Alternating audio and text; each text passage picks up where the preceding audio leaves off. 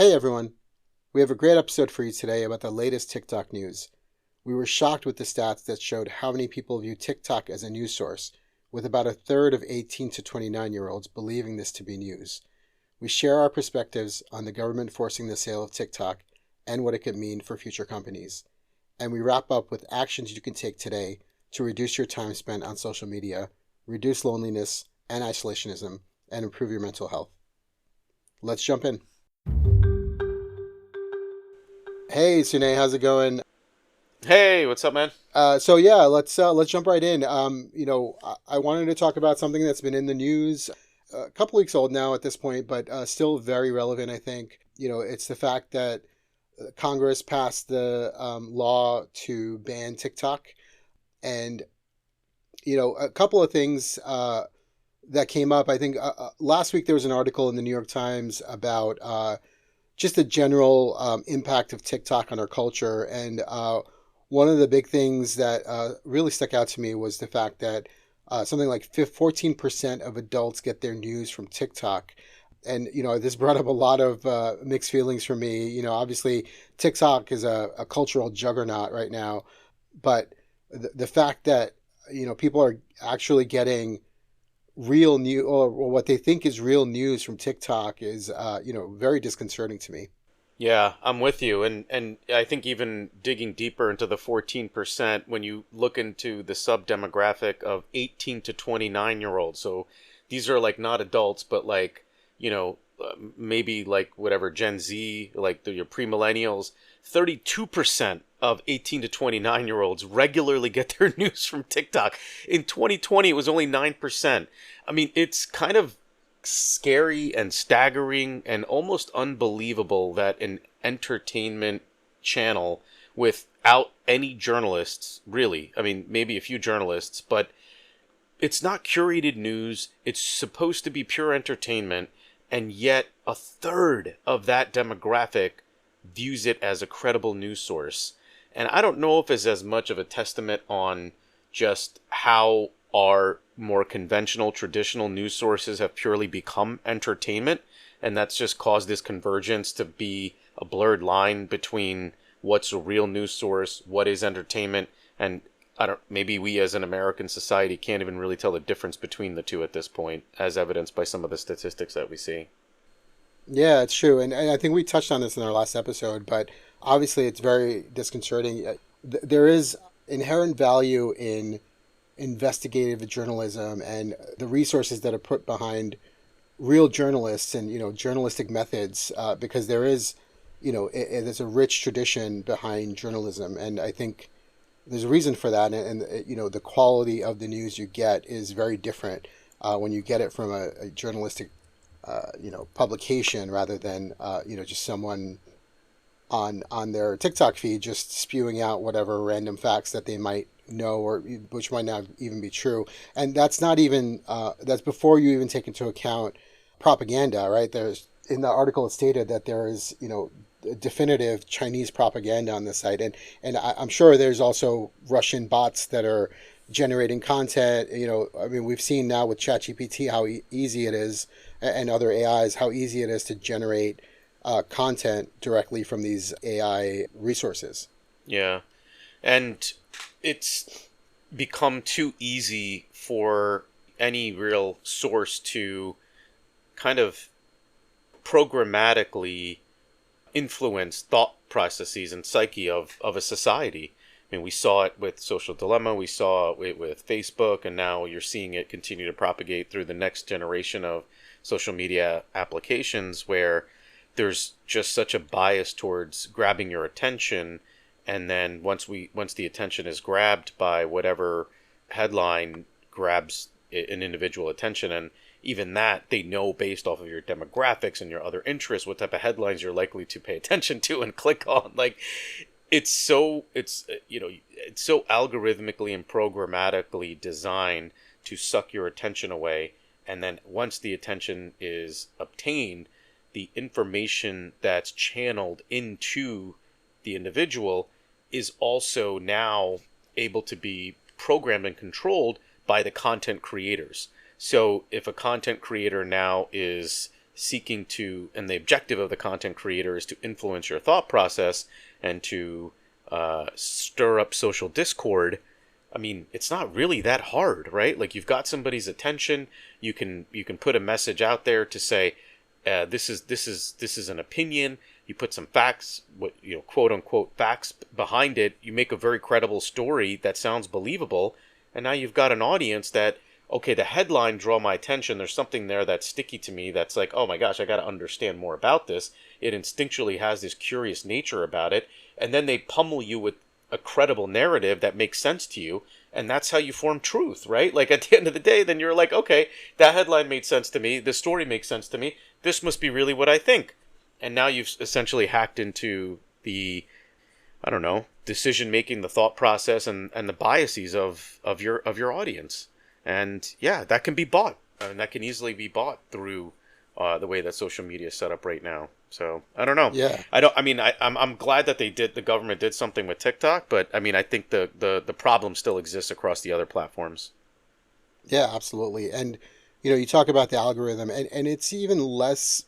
I mean, there's the insidious aspect of it, right? Where you have bots and you have propaganda and all that kind of stuff. But just from my personal experience, I think algorithms tend to make everything worse. It reminds me of that movie Idiocracy, where everything just keeps getting dumbed down and dumbed down, and then you see a future in which, obviously it's very exaggerated, but you see this future in which society's just become much, much dumber because of all this. And this, obviously, this movie's a little bit older, so it was more TV then, before the internet and all that kind of stuff. But the principle still holds, that everything is kind of dumbed down to the lowest common denominator, and then society just gets dumber as a result. And just as an example, one thing I've noticed now, YouTube, I feel like, has been around long enough where you kind of follow the same content creators over a number of years.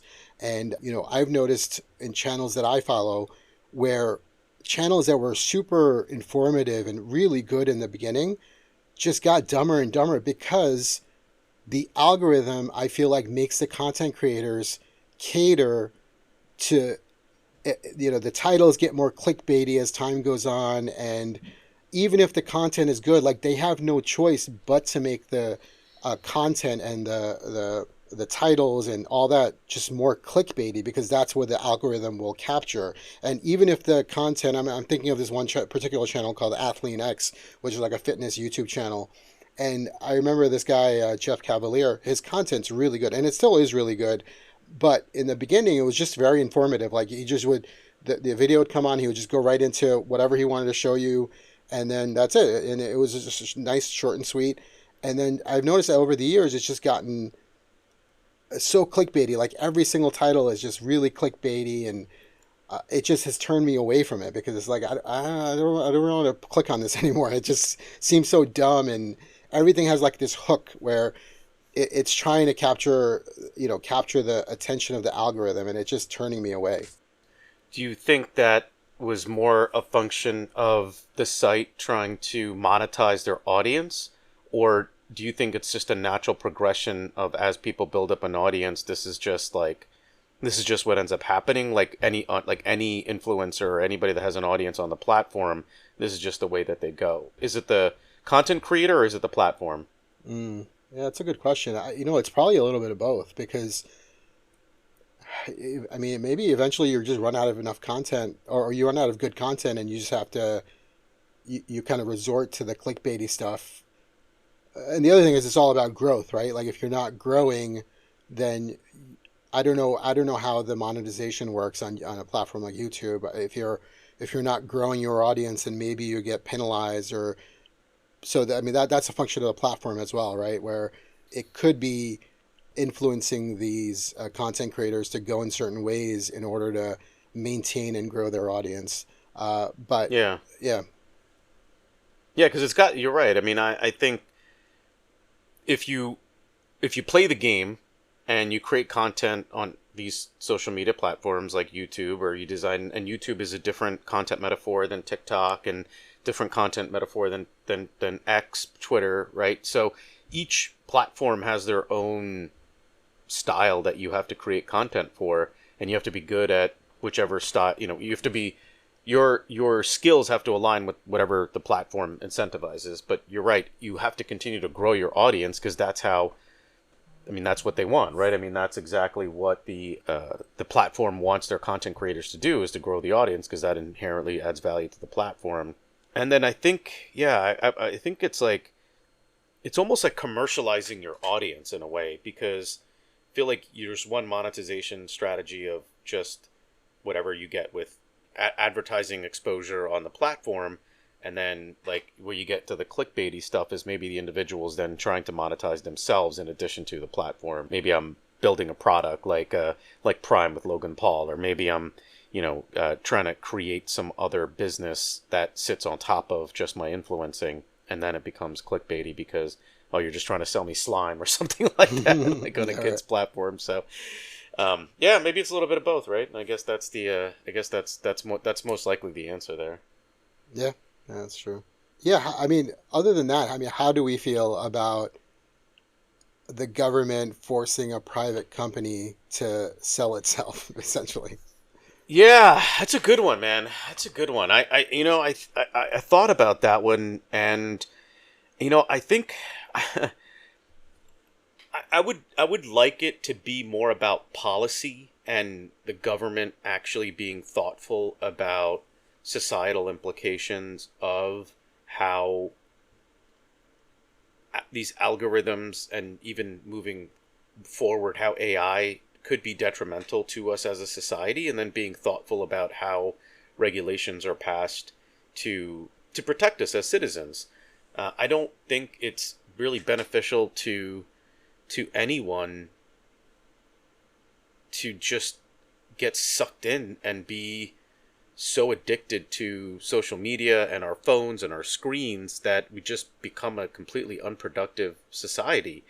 And you know I mean, now this can get pretty depressing, but really, when you look around at our society, our people, you look at our fitness levels, you look at our motivational levels, you look at our mental health, happiness levels, you look at our just kind of natural physical, movements, and how little we move around on average on a daily basis, and you start thinking like, is Wall-E gonna like become real life, man? Like, Mm, it's kind of scary, and I think it's hard to say, okay, that's all social media. I granted it's not.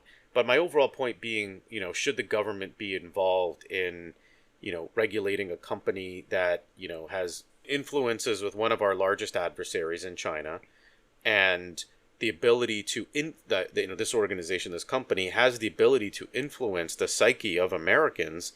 I mean, I think we have to treat it with caution. I think we have to be thoughtful and careful about how much exposure we have to an adversary. I think if globalization was more friendly and more amicable and more ethical, as it was historically in the 80s and the 90s, then I would think differently. But I think globalization is becoming, less friendly, and becoming more nationalistic. And as that happens, we have to protect ourselves. I mean, I get it. I want our government to do things to protect us as a society and still keep capitalism, free markets open. So I guess I'm for it. I think it's a good thing. But it is a slippery slope. It is dangerous because if they're influencing private companies, what about when it's a private company that doesn't have influence by a foreign adversary, right? Like, it's like you have to be careful about opening that door. right. And I think probably TikTok's a more of a unique case, right? Because it's so intertwined with the Chinese government. It's clearly not a purely private company. I mean, I think the Chinese government has its fingers all over it. No question. Yeah, no question. It's definitely not, just something that's like it's not like trying to like get Apple to sell their, like it's so different because of, the risks that are inherent to there. And I mean, you could think of it somewhat retaliatory as well, right? Because I think a lot of American companies and American tech companies have had a hard time penetrating the Chinese market as well. I mean, Google is, right, not really present in China. Right. Um, Facebook, I don't know how big of an influence they have in China, but I think it's somewhat restricted.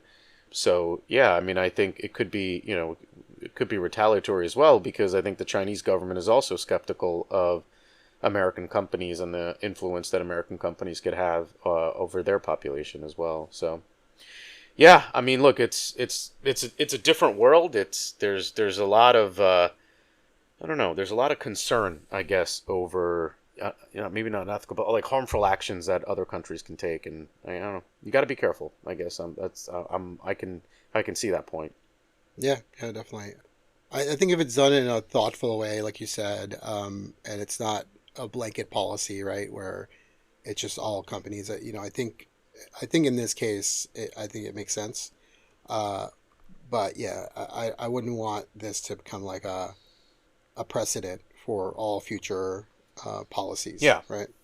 yeah, I'm with you, and that's why I think that the policy should be more very discreet and very much about a foreign risk, as opposed to, some of the other things that we talk about on the pod of like, should there be policies about how much time somebody spends on a social media app? Should the app developers and people that create apps on a cell phone have restrictions in place for how long somebody should be allowed to use their product?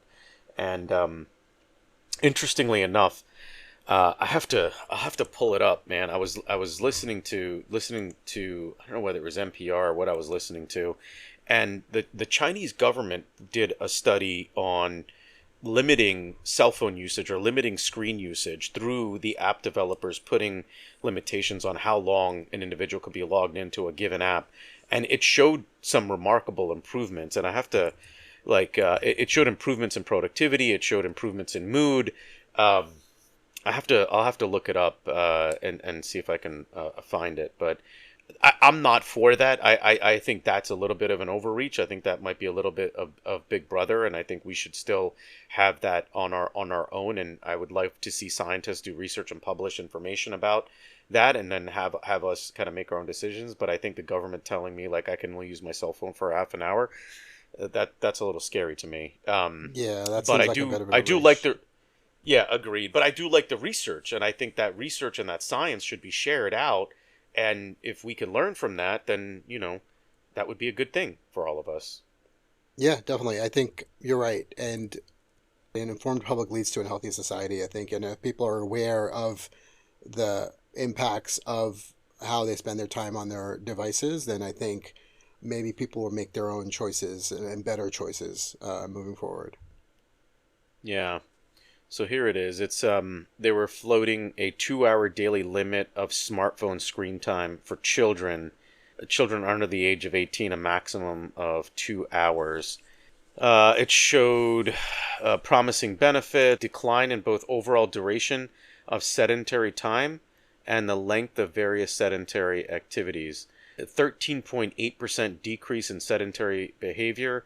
It represents over 45 minutes each day when the children weren't physically inactive. And that was particular amongst urban students. So, yeah, it just shows that you cut out screen time, kids are going to be more active. And this was research done on over 7,000 primary and secondary school students from 9 to 18 years old in 14 different cities in southern China.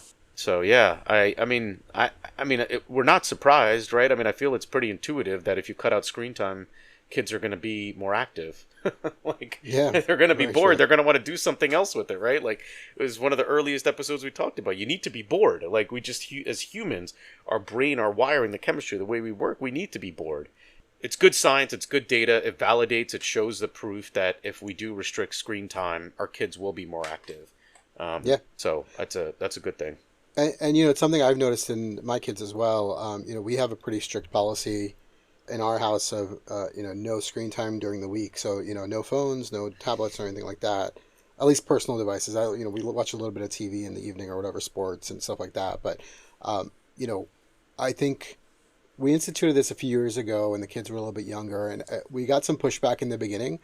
But I think once it became understood that, hey, this is just not going to happen, they just found other ways to use up their time. Obviously there's homework and stuff like that, but sometimes they would have some downtime. And, like our daughter, she's 5 now. she just goes and plays in her playroom and she just plays with toys. And, it seems like such a simple thing, but she knows she's not allowed to have screen time. It's not even an option anymore. So it's out of the realm of possibility. So then the kids just figure out other stuff to do. It's just, like you said, they get the boredom and then they'll figure it out. Yeah, yeah. I mean, it's what I think.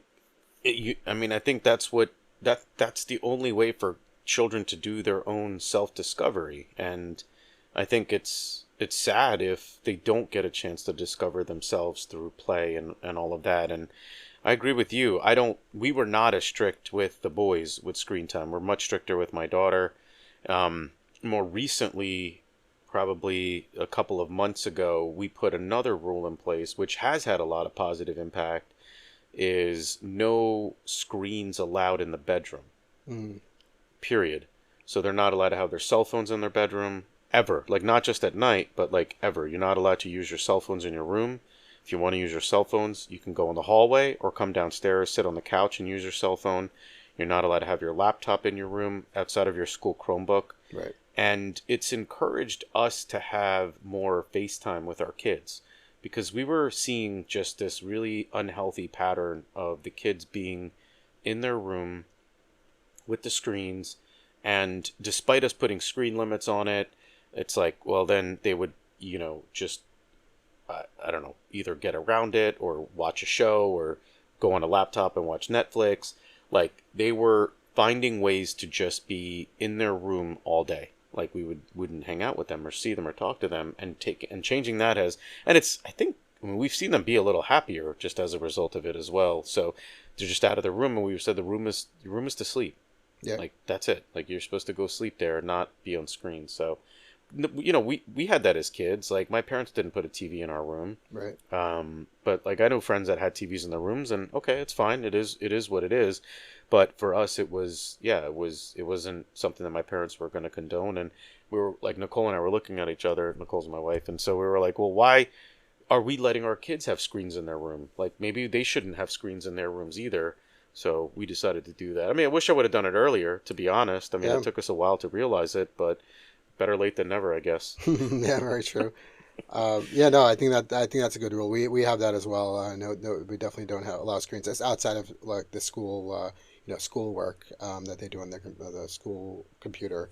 But I also want to kind of take it from another angle, lest everyone think that we rail against this stuff, but lest everyone think we're perfect. I wanted to share my own experience. So, last weekend I was in Mexico in Cancun for a cousin's wedding, and I caught a pretty nasty stomach bug while I was there. So, we came back on Sunday, and Monday through Wednesday I was pretty out of it. And so I took a sick day. I was working a little bit, but I was pretty much completely out of it on Monday. And I found myself falling into old patterns. I found myself scrolling my Instagram feed and going on YouTube on my phone, and then it kind of lingered for more longer than I would have liked. And that's just to say that it's so easy, right? They make it so easy to fall into those patterns, and it's so hard to pull yourself out of it. I mean, as much as we talk about it, as much as I meditate on it, and I think about and we think about all this stuff, right? Of how bad social media is, it's still easy to fall into it, even after all of that, right? So, yeah, so it was just a really interesting experience, and it took me a couple of days to kind of get my bearings right, and then get back into my routine, and stop doing it as much, basically. No, no question, man. I mean, yeah, gosh. I mean, look, this is all trial and error. I mean, trust me. There's, my kids are, gosh, we've got tons of issues with screen times, and it's a constant battle. And it's like, you know, it's tough because everything you said, man, it's so addictive, it's so powerful, and it's like, it's like leaving a pack of cigarettes out on the counter and expecting an addict to not just go and take a cigarette and go outside and smoke it. Like, it's an addiction, right? And we're I mean, gosh, I'm guilty of it too, and I try to fight it, and it's hard to expect our children to be able to self-regulate when these program software, these technologies are I don't know. They're so addictive. I don't know what else to call it, man. Right. It's hard. So yeah, no, for sure, man. It's and we have to just keep we got to just keep fighting the good fight, you know? I mean, like you look at it, you evaluate it and try to make the best decisions you can and hope it all works out. That's all. Yeah, so true. And it actually reminds me of fighting the good fight and keep going back to it. It reminds me of my meditation practice, which is you don't meditate because you're good at clearing your mind, right? Like the whole point of meditation is to, it's inevitable that thoughts will come up, good thoughts, bad thoughts, whatever. And the point of meditation is to let thoughts come and go and just let them pass, right? So it's not a bad thing that you keep having bad thoughts. The whole point is to let those thoughts pass and then get back to your mindfulness, right? So it's a constant practice, and I think it's kind of it's the same kind of thing with this, right? It's a practice. You should think of it as a practice. Yeah, you'll fall into old patterns sometimes, maybe, but it's if you practice it, you can catch yourself, and you can catch yourself before it spirals. And I found that with a lot of my kind of personal bad habits, they do come back, but I think the mindfulness and the meditation and my journaling, all that kind of stuff, it puts you in your mind and you're able to catch yourself before you spiral, and I think that's really important. Yeah, I love that.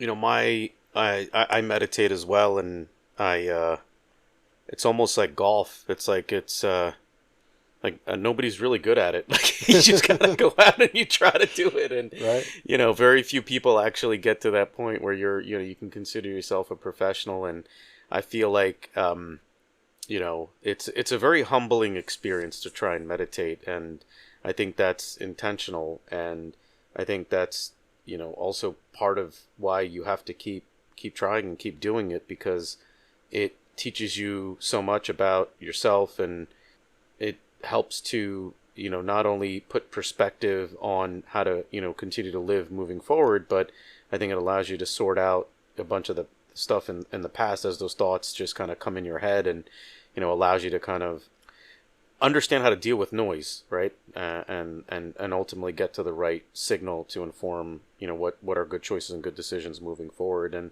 one of the recent explorations that I had in a meditation that I was doing of myself was, I'm very curious about the physiological connection to the brain, where how powerfully can you control your physical actions. And specifically the one that I was working on was, if you have an itch, like, can you be mentally mindful enough to not scratch your itch? And that's a hard one. It's really tough. It is, And yeah. I don't know whether it's possible or not. Maybe it is, but that's like a really cool experiment that I don't know. Personally, it's I've been working on to see if I can be mindful about that kind of physical manifestation and be able to control it. And I haven't won yet, but I'll keep trying. But anyway, I love meditation as well. I think it's a great tool in our arsenal to help us deal with just everything that we deal with in life, good and bad. It's always interesting to me when we read philosophers, and the real goal of finding peace in life is that it's contentment. And contentment is finding the middle ground between happiness and sadness, in one perspective. And I think if you can't have happiness without sadness, you can't have sadness without happiness. And I think if you can find contentment, then that's sort of the best place to be, and just kind of and live in that state, as much as you can and as much as you can get to it. And I feel like meditation is one of the best tools to help you to find that middle ground of, don't let the highs be too high and don't let the lows be too low, and ultimately be trying to modulate how you get right into that kind of flow state where you're just you're content. And I don't know, I'm still working on it, but that's one thing that I find helps. Yeah, so true. And yeah, you're right. I mean, I think that's a great goal to have, and it's probably a lifelong thing, right? It's not something that you'll never reach it necessarily, but it's a great target, and I think as long as you're practicing it on a regular basis, I think that's the only thing you can do, really, right? Yeah, yeah, no, it's a good tool. All right, what else we got? Do we want to jump into the Surgeon General's letter on loneliness? Yeah, let's Do do we it. want to talk about the positive impacts of technology and how it's benefited society since we beat it up pretty good? What are you thinking here, bud? Yeah, no, Which way you want to go? let's jump into the Surgeon General report. I think it's very kind of apropos to the TikTok news, right? So yeah, let's jump into that.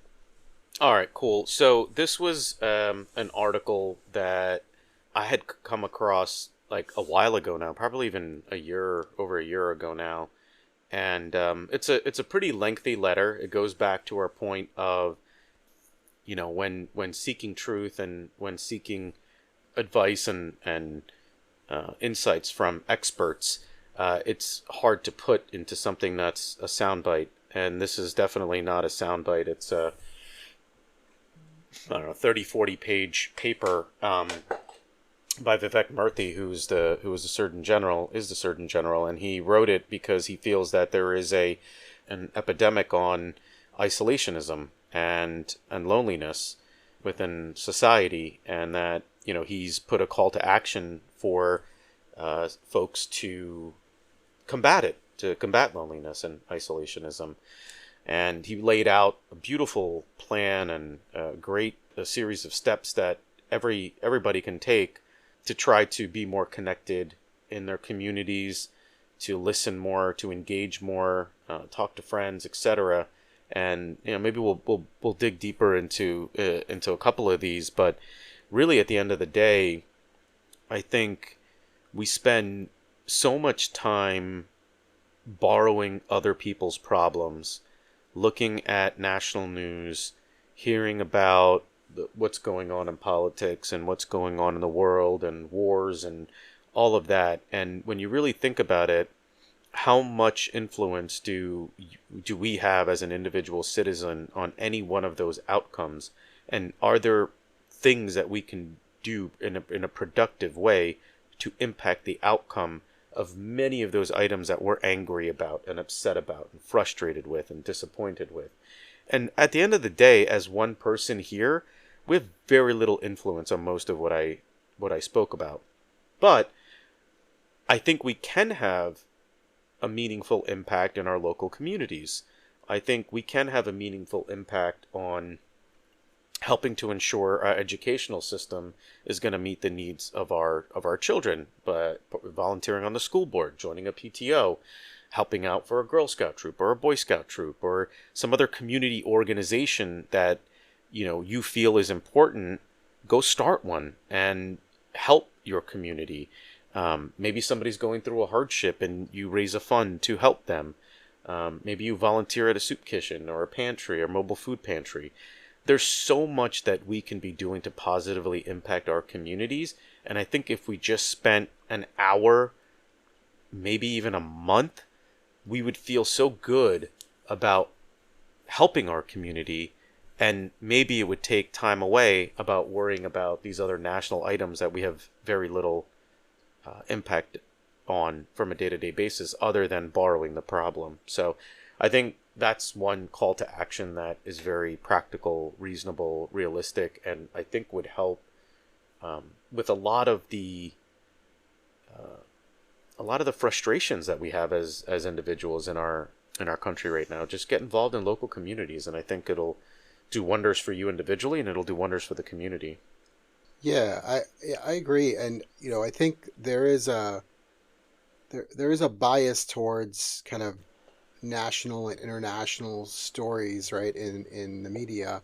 And okay, let's say there was an earthquake somewhere on the other side of the world. Yeah, it's terrible, but what are you going to do sitting here in the US? Or and it's a modern issue. It's a modern problem, right? If you look at our human history, we're only talking about the last couple of hundred years where we get our news, where we can hear about something that happened on the other side of the world. So and I think it's kind of escalation thing where, newspapers are, what, a couple hundred years old at the most, right? Uh, so before that, people didn't know what was happening in other parts of the world necessarily, or they would hear about it, months or years later. So this is very much a modern problem, and I think it's been um, accelerated because of the internet and because of social media, and you're just constantly bombarded by awful news from all over the world. And what are you going to do, right? Like, it's not like you can do anything about it. It sounds kind of defeatist to say that, but it's not. I think it's reality, right? Like, you're not going to be able to help everyone around the world who's suffering.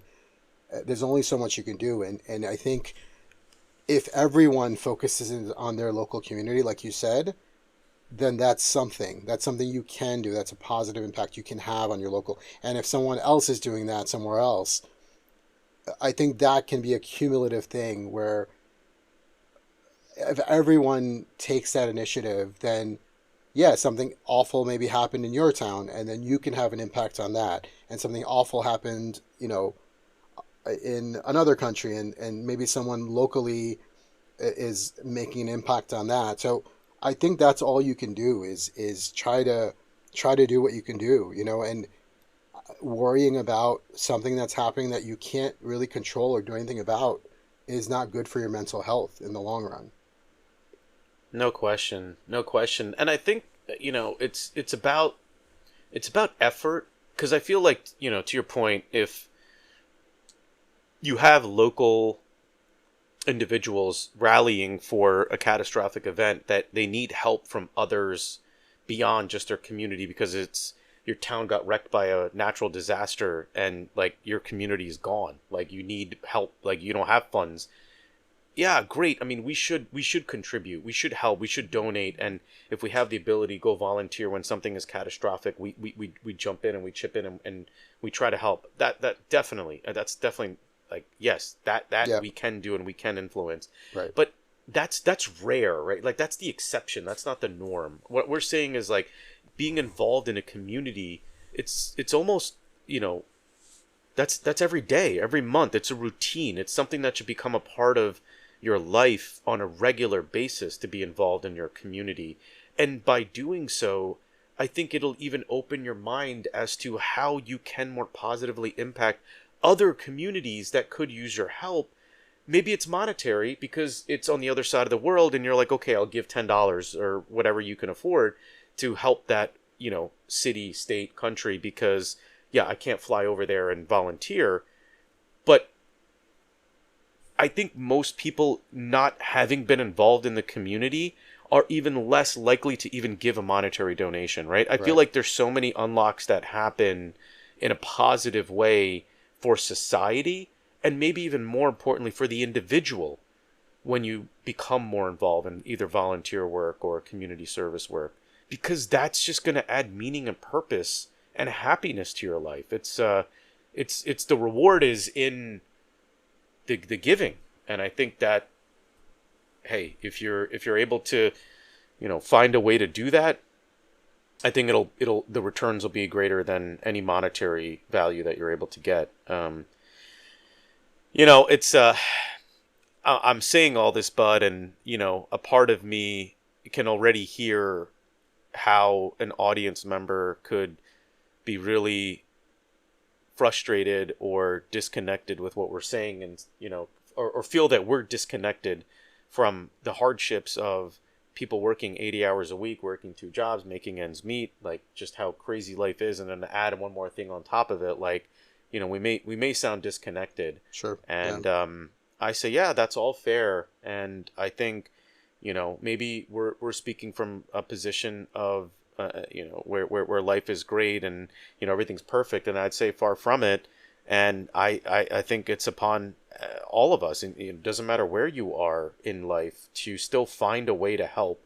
And I think of those people that are working 80 hours a week, as difficult as it is, I bet you'll find others that are doing the same thing that you're doing.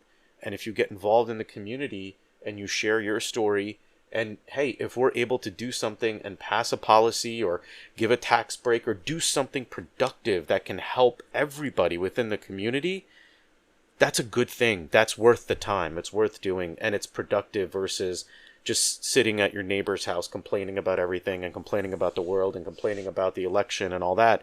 How many hours do we waste doing that and not being productive and doom scrolling and reading social media and Twitter? Like, there's time in there that would be better served than supporting a social media empire. Go help your local community. Yeah, absolutely. And it doesn't, to your point, it doesn't have to be dramatic, right? I joined a local organization recently that put, it's a local group of men who put together events for our town. And, I've been to a few meetings and, they do some great work. And it's a nonprofit organization and, they do like all of our kind of holiday events in town. And the president has a saying, which I had heard before, but I really liked. He says, many hands make light work. And it's just about helping out. Like I went to, one of the first meetings I went to, we were just stuffing envelopes for a fundraiser. And, it took us like a half an hour, or whatever. It was just like a bunch of guys just sitting around stuffing envelopes. It took us not that long. And we I think we stuffed like a couple of thousand envelopes or something like that. And the point is that it could just be something as simple as that, go help out a local organization, do something small, and that's enough. Like it doesn't have to be something dramatic. And yeah, I think if everyone kind of makes that effort and helps out a little bit, you'll feel better about it. No question. Yeah, there's no question about it. We've done, so many little things that that we've done, especially around the holiday times, and doing things for the children, doing things for the community, mobile food pantries. I don't know. I always feel good. I always feel good when I do it personally, and it's something that I look forward to. Doing those types of activities and events to help the community, because it's the most rewarding time that I spend. Right, and it has a direct impact on those around you, which, I mean, what more can you ask for, Yeah, no, there's no question. There's no question. And going back to the point of loneliness, I mean, that's, talk about a great way to fight and combat our isolationism, our loneliness. Just get involved, and there's no shortage of work that local communities need. They're starved for it, and everybody has a skill that can be leveraged within a community. Just a matter of figuring out the best way to apply it. So yeah, I think that was one of three that we were gonna chat about here. So yeah, that was a good one. That's a good one. Yeah, and I think we can kind of maybe jump into that third one, which is the connection. Even if you don't, like, let's say you don't feel like you have time to help a local organization, just reach out to a friend, right? I'm sure you have a friend who could use just a 5-minute phone call just to kind of chat. Maybe they're having a rough time. Like, you never know when someone that you're close to might be having a tough time, just could use a friend to talk to. Yeah, no, there's no question, man. That's such a lost art form, or not even art form, but it's such a lost activity. Like, even like, just look around. Like, when was the last time you picked up a phone and just called a friend and said, "Hey, what's up? I'm just calling to say hi." Right? Like, it just doesn't happen anymore. We've either just convinced ourselves we're too busy, or we've just pushed all that aside. And you and I have talked about this video that we saw, and maybe if folks have seen it on LinkedIn or whatever, by Simon Sinek, where he talks about everyone has 8 minutes. And he had this friend that was going through a tough patch, and had reached out to him multiple times through text, and never came out directly and said, like, "Hey, I really need to, I'm going through something, I have an emergency, I really need to chat."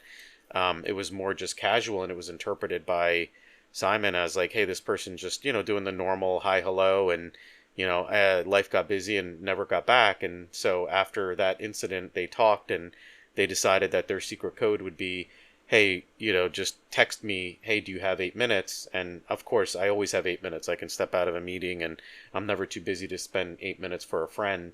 And that was pretty powerful. That was pretty meaningful, because I think we sometimes feel like we're putting a burden on someone when we reach out to them. And if we call them by a cell phone, it's like, well, is it an emergency? Like, why am I seeing their name pop up on a phone call?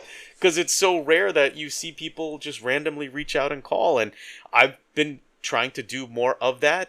And I'll just give you one quick story. Like, I remember calling a friend that I hadn't spoken to in months, and he's like, "You made my day. I was so happy that you called. I saw your name pop up on my cell phone, and it was just like I was having a rough day, and I was just, it was so relieved to see a phone call from a friend that I could just chat with." And I was like, "Oh man, I didn't know it was that big of a deal." And we just chatted for, I don't know, 20 minutes, maybe a half hour, and just, shot the shit and caught up, and like, just like old times. And it was great. You felt good.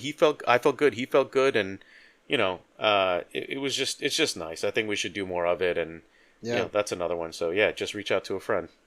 Yeah, definitely. Yeah, and it's funny. I think that used to be the norm. Like you just would call someone up, right? Yeah. You think of someone, you call them. Yep. But now we've gotten to the point where texting and messaging and all that kind of stuff is the norm, and calling is such a almost an antiquated thing, right? And it's strange because we all kind of, I mean, we're Gen X, but we grew up in the era of phones before cell phones and before texting and all that stuff, and that was kind of normal to us. But yeah, I would love to bring that back. Like just reach out to a friend that you haven't talked to in a while. If you think of someone, reach out to them. Why not? Like everyone has a few minutes to chat. I think everyone can make time to chat, and I think you'd be surprised at how someone would feel about that.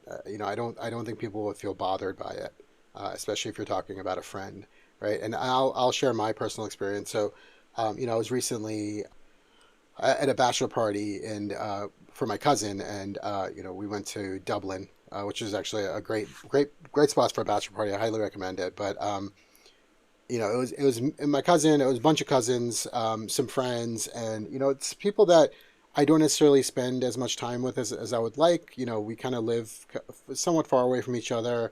We see each other on occasion, but we were together for 3 days in Dublin, and it becomes very intimate because you're together. We stayed in an Airbnb, and we spent pretty much 24/7 together for 3 days, and and once the alcohol starts flowing, you start talking, and a lot of stuff comes out. So we had a lot of heart to hearts. It was really great. But one of the things that really came out is how we were all talking about how sometimes we're afraid to reach out to each other because exactly what we talked about is, oh, am I going to bother this person? I'm going to put a burden on them. Like I don't want to bother them. They might be busy with kids or busy with work, whatever. But it was like a universal kind of agreement. We were all like, no, hey, you can call me literally anytime and I will be happy to take your call, right? Like whatever you're going through, if you're going through something, or if you just want to chat, if you're having a rough day, you just want to blow off steam for 5 minutes, like literally no one in this group will mind you calling anyone else in this group. And we were all kind of like, it was like this almost like a group epiphany. We're like, holy shit, like, yeah, we all kind of would hesitate to do that, but at the same time, we were all like, no, if someone called me, that would be fantastic. Like, I would not mind at all. So, I mean, think about that, right? And talk to your friends about that. Like, I think you'll be surprised at what everyone will say to that. I think all your friends will be like, yeah, you should call me. If you feel like you need to call me. So I thought it was a fantastic moment for me. And as a group, like, we all just had this epiphany, like I said, and it was fantastic. It was just a great experience. Yeah, that's awesome, man. I love it, and no doubt about it. I think if you, I can't imagine how many others would, you know, uh, whatever your group of friends is, would all say the same thing. So just do it. Like just call, and even I don't know. Do it like once a week, like set a time and just be like, hey, Friday 5 o'clock, call a friend. And a lot of times when you're driving, like listen to our podcast, but like when our podcast is over, like call your friend, like if you're driving. Yeah. I think there was definitely like I actually started doing that consciously now. Like if I have to go pick up one of my, I mean, we're driving around all the time with our kids' activities, but now I'll even make a point where like, hey, the one way where the kids aren't in the car, if either like coming back from a drop off or going to pick them up, I try to make a phone call. Like, all right, who can I call? And I'm like, okay, I should call.